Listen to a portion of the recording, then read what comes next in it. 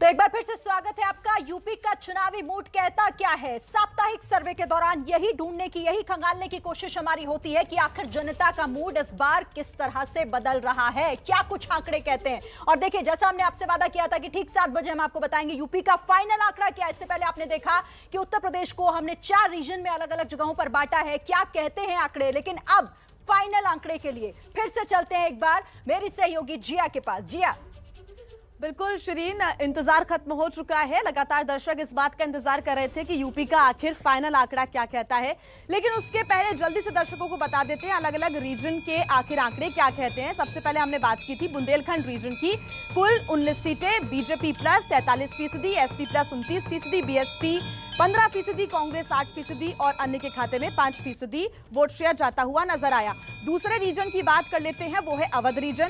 किसे कितने वोट मिल रहे हैं इस सर्वे में? कुल सीटें 118, बीजेपी प्लस 42%, एसपी प्लस के पास 33% वोट शेयर, बीएसपी प्लस माफ कीजिएगा बीएसपी के पास 11%, कांग्रेस 8% और अन्य के पास 6%। और अब बात कर लेते हैं अगले रीजन यानी कि पूर्वांचल रीजन की। 130 सीटें यहां पर है, BJP plus 40%, SP plus 36%, BSP 12%, Congress 7% और अन्य के खाते में 5% वोट जाते हुए नजर आ रहे हैं।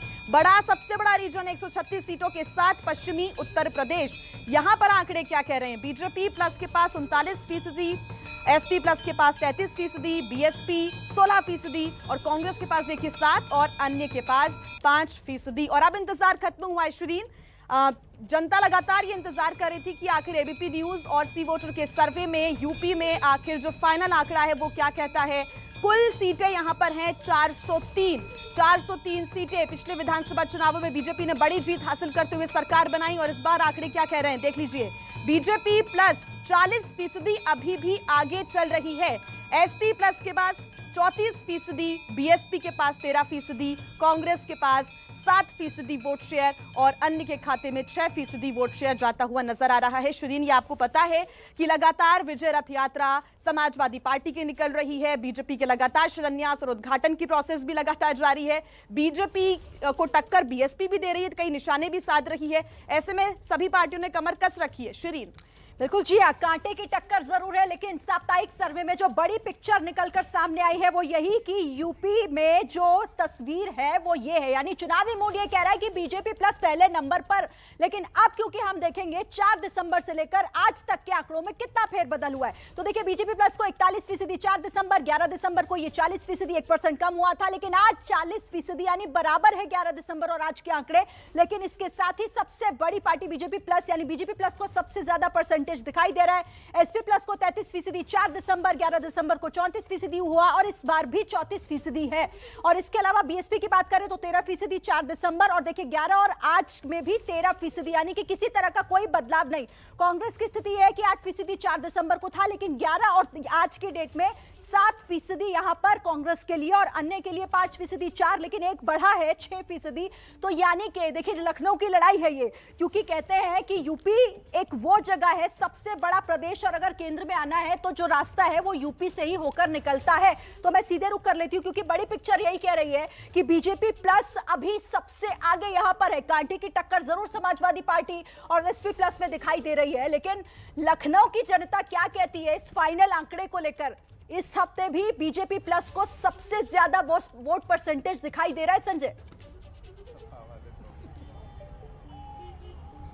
बिल्कुल 40% जैसा कि आप बता रही हैं भारतीय जनता पार्टी का वोट शेयर है। तो मैं सबसे पहले समाजवादी पार्टी के साथ शुरू करूं, क्योंकि इनको झटका लगने वाली बात है। एबीपी न्यूज़ के सर्वे में 40% लोग हैं जो कह रहे हैं कि भारतीय जनता पार्टी सरकार बनाने की स्थिति में है 2022। अब देखिए, हम 25 से शुरू हुए थे, उसमें भारतीय जनता पार्टी 45 पे थी। हम 25 से 33 पे पहुँच गए, वो 45 से 40 पे आ गए।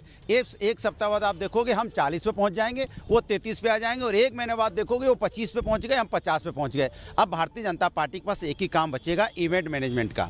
समाजवादी सरकार में होगी, भारतीय जनता पार्टी घूम घूम के उत्तर प्रदेश में छोटे छोटे इवेंट करती रहेगी। इवेंट ही लायक बच्चे हैं, क्योंकि इवेंट में उन्हें महारत हासिल है। तो अब वो इवेंट कंपनी बनने जा रही है, जो पूरे देश और उत्तर प्रदेश में घूम घूम में इवेंट का काम लिया करेंगे। सरकारों के पास जाएंगे, सरकार भैया इवेंट में हम माहिर हैं, हमको इवेंट दे दो, उनको इवेंट का काम मिल जाएगा, वो इवेंट का काम करते रहेंगे। यही उनके बस की है। उत्तर प्रदेश चलाने उनकी बस की नहीं है। अगर उनकी बस की होती तो आज उत्तर प्रदेश में यहाँ पे बच्चों पे जो शिक्षक भर्ती है, जिस तरह से लाठियां पाई जाती, लाठियां नहीं पड़ रही होती, ना बेरोजगारी इतनी होती, ना महंगाई की मार हो रही होती, ना लोग महंगाई बेरोजगारी से आत्महत्या कर रहे होते, ना ही यहाँ पे टैनी जैसा मंत्री होता, जो जितना बड़ा अपराधी उतना बड़ा मंत्री। यहाँ मंत्री बनता पता कैसे? मुख्यमंत्री पे आपराधिक मुकदमे दर्जनों बार, किस पे? डिप्टी सीएम पे आपराधिक मुकदमे। भाजपा की ले लो, कांटे की टक्कर है समाजवादी पार्टी के साथ में। ये अलग बात है कि आप गेन कर रहे हैं, लेकिन काशी विश्वनाथ कॉरिडोर का जो उद्घाटन हुआ, जिसका लोकार्पण हुआ, बहुत असर नहीं डाल पाया क्या? देखिए, देखते रहिए आप, विकास के सहयोगी और जीत जिनकी निश्चित होगी, और यूपी की जनता बोले कि उत्तर प्रदेश के लिए योगी हैं उपयोगी, ये आप जान लीजिए कि दिलों में राज करने वाले योगी जी, जिन्होंने अपने विकास के एजेंडे को जिस तरीके से धरातल पर उतारा है, जनता के मन में आज बसे हुए हैं योगी जी। और उत्तर प्रदेश के अंदर 2022 में जो डेडलाइन अखिलेश यादव ने दी है कि 22 में 22 साइकिल, 47 नहीं, जो 47 थी 22 हो गई है। और आप जान लीजिए, भारतीय जनता पार्टी की प्रचंड बहुमत के साथ 350 सीटों के साथ पुनः आने जा रही है, चाहे वो काशी विश्वनाथ हो, प्रयाग हो, मथुरा हो, अयोध्या हो, या विंध्याचल हो, या नैमिषारण्य हो। हमने सांस्कृतिक विरासतों को फिर से पुनः स्थापित करने का काम किया है। जनता का क्या ये मूड है वो तो हम दर्शकों को अपने बता ही रहे हैं। साथ ही अभिज्ञान प्रकाश हमारे साथ लगातार जुड़े हुए हैं। अभिज्ञान, यूपी का फाइनल आंकड़ा हमने बताया, कोई डिफरेंस नहीं है। 5 एक्सप्रेस वे उत्तर प्रदेश में है। ये कह सकते हैं कि बीजेपी का जो विजय रथ है वो एक्सप्रेस वे पर कहीं अटक गया है, फिलहाल आगे नहीं बढ़ रहा है। हाँ, देखिए, मैंने कुछ देर पहले जो पंकज ने पॉइंट रखा था, पंकज झा जी ने, बिल्कुल वैलिड था। और जब भी एक्सप्रेस वे के श्रेय का जिक्र होता है, जरूर एक आंकड़ा मैं हमेशा बताना चाहता हूँ कि नेशनल हाईवे एवरेज पे अभी भी यूपी 14th है, 14वें नंबर पे। तो बहुत एक्सप्रेस वे बनने हैं, जो भी सरकारें आती हैं उनको बहुत इस पर काम करना है। इम्पोर्टेंट क्या है, जो टर्निंग पॉइंट होना चाहिए था कुछ घटनाओं के बाद से, खासतौर पर मैं खुद उसी जगह, उसी इलाके का रहने वाला हूँ, बनारस का। तो ये जो काशी कॉरिडोर की बात है, इन सब चीज़ों के बाद जो बड़ा परिवर्तन, जो पुश जिसे कहते हैं ना, जिससे मोमेंटम बनता है, वो जो बीजेपी को चाहिए वो अभी तक नहीं है। देखिए, समर्थक तो 300-350 सीटें बोल रहे हैं, हालांकि अमित शाह खुद 300+ सीटें बोल रहे हैं। तो वो बड़ा दिलचस्प है कि वो रुका क्यों है, वो रुका क्यों? ये बहुत बड़ी वजह है और कि आखिर रुका क्यों है, ये रथ आगे बढ़ क्यों नहीं पा रहा। लेकिन यहाँ पर बात समाजवादी पार्टी की भी करनी होगी, और उसके लिए मैं रणवीर के पास चलूंगी। रणवीर, अगर बीजेपी नहीं बदल पा रही आंकड़े, तो यहाँ सेकंड नंबर पर होने के बावजूद कांटे की टक्कर जरूर दे रही है समाजवादी पार्टी, लेकिन आगे नहीं बढ़ रही। लेकिन निश्चित तौर पर सपा के लिए ये खुशी की बात होगी एक तरह से। क्यों सर, आप लोग पीछे हो के भी परसेंटेज थोड़ा सा आप लोग का पहले की तुलना में बढ़ा है, तो खुश हैं आप? जी खुश हैं। चिलम बुझने वाली है और 2022 में साइकिल चलने वाली है। 300+ बनाएंगे सरकार हम लोग। आए गजब नतीजे, अखबार देख लेना, इस बार साइकिल की तेज रफ्तार देखना। 22 में 22 के साइकिल की तेज रफ्तार देखेंगे कि कमल खिलेगा? नहीं, ये तो पिछली बार में भी यूपी के लड़के देख चुके हैं हम, और ये भी देख चुके हैं कि इनका काम बोलता है, उस पर भी इनकी गति देख चुके हैं। और हम बहुत अच्छे मेजॉरिटी से आने वाले हैं। बाबा जी के 24 घंटे लाइट और गरीबों को जो इस समय भोजन। जल्दी प्रतिक्रिया लेता हूँ सर, आप लोग कांग्रेस पार्टी? नहीं, मैं भैया व्यापारी हूँ और रंगकर्मी हूँ। बात इतनी बताना चाहूँगा, अभी बहुत देर से मैं इन लोगों की सबकी चर्चा सुन रहा था कि हमने विकास ज़्यादा किया, उन्होंने विकास ज़्यादा किया। हम ये कहते हैं विकास किसी एक के करने से नहीं हुआ, सभी के करने से हुआ। अंतर सिर्फ इतना हुआ कि पहले विकास में गति नहीं थी, आज विकास में गति है। इस बार कौन जी है? इस बार कौन? अब जिसने काम किया है वो दिख रहा है। और मैं जल्दी देखिए, हम लोग विकास के मुद्दे को लेकर, बेरोजगारी के मुद्दे को लेकर और महिलाओं के मुद्दे को लेकर हम जनता के बीच जाएंगे, और आगे आने वाले समय में हम प्रियंका गांधी के नेतृत्व में भाई साहब, असली हिंदुत्व पे आपकी वोट होगा, ये युवाओं के रोजगार पे बताना चाहूंगा कि विकास देखना है तो इको गार्डन आप चले जाइए। ठीक है, देखिए यही होता है, देखिए इस तरह का रिएक्शन से मिले विकास दिखता है, किसी को नहीं दिखता, किसी को रोजगार उम्मीद है कि मिलेगा, किसी को लगता है कि कोई भी सरकार विकास और रोजगार देने में नाकाम रही है। खालिद, मैं अगर समाजवादी पार्टी प्लस की बात करूं तो ये 6% का आंकड़ा क्रॉस नहीं, मतलब पार नहीं कर पा रही है, बीजेपी के टक्कर के में मुकाबले में नहीं आ पा रही है, बराबरी नहीं कर पा रही है। जी, मैं अगर आप कहेंगे ओवरऑल अगर इस जो वोट शेयर हमारा आ रहा है इस हफ्ते का और पहले का भी, तो मैं इसको ऐसे ही एनालाइज करना चाहूंगा कि दोनों पार्टियों के लिए कुछ सुकून की बात है और कुछ परेशानी की बात है। देखिए, बीजेपी के लिए सुकून की बात यह है कि वो आज भी लगातार 40% के वोट शेयर पे बनी हुई है। उसके लिए परेशानी की बात यह है कि धीरे धीरे ही सही, लेकिन समाजवादी पार्टी अपना वोट शेयर बढ़ा रही है और नजदीकी टक्कर देती हुई कई जगह पे वो दिखाई दे रही है, खासतौर से पूर्वांचल में और पश्चिमी उत्तर प्रदेश में। समाजवादी पार्टी के लिए सुकून की बात यह है कि साहब उसका वोट शेयर तो बढ़ रहा है, लेकिन बीजेपी 40% से कम नहीं आ रही है, और बीजेपी जब तक 40% पे है तो वो बीजेपी अब भले ही उसका अभी नहीं बढ़ रहा है, या वो जैसा विज्ञान जी ने बोला मोमेंटम उसे नहीं मिला है, लेकिन 40% वोट शेयर के साथ वो आज भी वो कंफर्टेबल पोजीशन में खड़ी है। ठीक है, अब आने वाले दिनों में ये देखना होगा जो ये अलायंसेज हो रहे हैं उसमें मैडम कई चीजें काम करेंगी, जैसे टिकट डिस्ट्रीब्यूशन कैसा है, अगर इसके बाद क्या बदलाव होता है ये भी देखना होगा। जैनेंद्र हमारे साथ लगातार जुड़े हुए हैं अमेठी से। जैनेंद्र, आज भाई बहन की जोड़ी भी नजर आई अमेठी के अंदर, हालांकि क्या बदलाव इससे होता ही देखना होगा, लेकिन फिलहाल तो कांग्रेस अभी पीछे ही नजर आ रही है और बीजेपी और समाजवादी पार्टी बीएसपी की बात करें उनमें भी कोई डिफरेंस फिलहाल नहीं है 4 तारीख के बाद। बिल्कुल, देखिए कांग्रेस पार्टी चुनाव लड़ रही है, इस वजह से वो संदेश पूरी तरीके से ये देने की कोशिश कर रही है कि पूरी ताकत से चुनाव लड़ रहे हैं, और इस बार कांग्रेस ने गठबंधन अंदर खाने कोशिश तो बहुत की, लेकिन कांग्रेस के साथ किसी पार्टी ने गठबंधन किया नहीं और उम्मीद भी नहीं है कि गठबंधन होगा।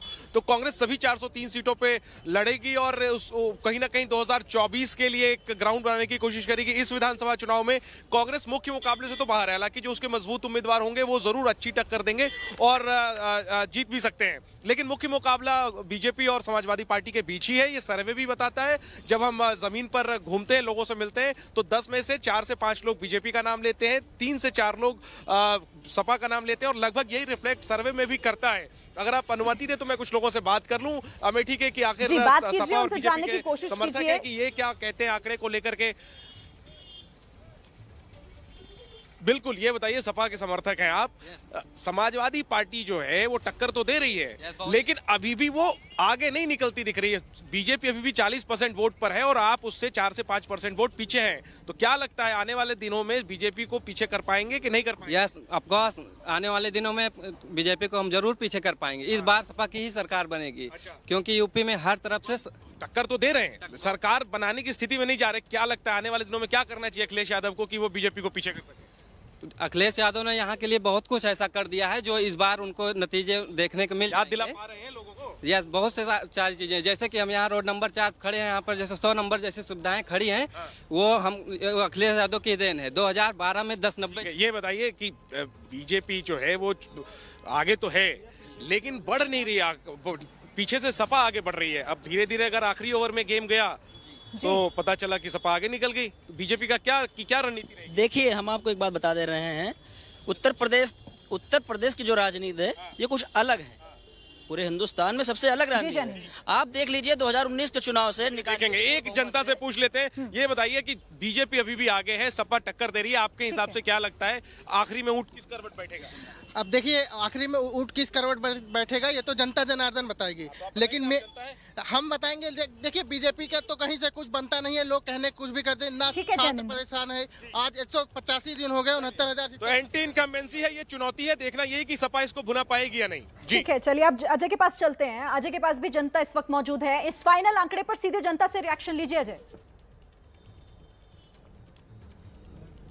निश्चित ही रिएक्शन जो है आम जनता का। बताइए साहब, जो आंकड़ा फाइनल सर्वे में निकल के आ रहा है, बढ़त अभी भी बीजेपी के हिस्से बनी हुई है, रायबरेली ऐसा समझ रहा है, क्या लग रहा है? रायबरेली ऐसा कुछ नहीं समझ रहा है, बीजेपी की कोई बढ़त नहीं है और बीजेपी यहाँ पर सन्यासी की परिस्थिति में चली जाएगी। 40,000 लोग मरे हैं कोविड के दौरान, यहाँ किसी को अस्पताल नहीं मिला, गैस नहीं मिली, ऑक्सीजन नहीं मिली है, अस्पताल एम्स खड़ा है, अस्पताल खड़े हैं, PSC खड़ी है, जंगल खड़े हैं अस्पतालों में। आप बताइए, बीजेपी के नेता हैं, आक्रोश बहुत ज्यादा दिख रहा है, आंकड़ों में तो बड़ा बढ़त दिख रही है, ग्राउंड में वैसी स्थिति है कि ऐसी स्थिति बनी हुई है? देखिए, अब ये इनकी अपनी सोच है, विचारधारा है। एक्चुअली में ऐसा हुआ कि जब कोविड पीरियड लगा उसके बाद हमारी सरकारों ने जिस तरह से आम जनमानस के लिए जितना काम किया और जिस तरह से जनता की सेवा हमारे भारतीय जनता पार्टी के कार्यकर्ताओं ने घर घर राशन पहुंचाने का काम, जिस तरह से व्यवस्थाएं दी, ये किसी ने नहीं किया है। व्यवस्था की बात कर रहे हैं सर, आप मुझे बताइए, आप तो यहाँ पर रायबरेली में सालों से देख रहे हैं, जमीन पे क्या है? जमीन पे क्या है? देखिए, ऐसा है कि हम छोटी बात करेंगे, ज़्यादा नहीं। हमको आप ये बताइए, जब कोरोना लगा तो इन्होंने क्या किया? कितने लोग मर गए, इलाज नहीं मिला, ऑक्सीजन नहीं मिली, और पेपरों में ऑक्सीजन भी आ गई, सब कुछ आ गया। और आप एक चीज़ सोच लीजिए कि अगर आप ये सोचते हैं कुछ कि बीजेपी अब की सरकार बना रही है, तो धरातल पे भी नहीं है, कहीं नहीं। आपको क्या लग रहा है साहब, सरकार कहीं पे कुछ बनती स्थिति दिख रही है? आंकड़ों में दिख रहा है बढ़त है, जमीन पे क्या दिख रहा है? देखिए, भारतीय जनता पार्टी ने सिर्फ इन बीते 4.5 सालों में कहा जाए तो इन्होंने विकास के नाम पे सिर्फ ठेंगा दिखाया है प्रदेश की जनता को।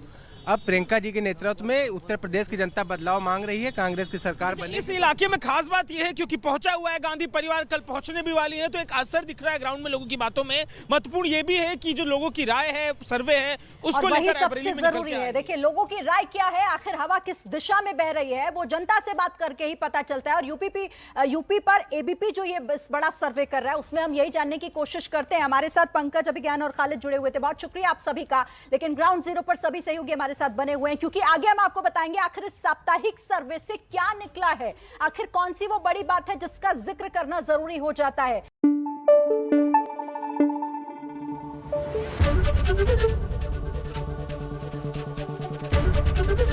एबीपी न्यूज आपको रखे आगे।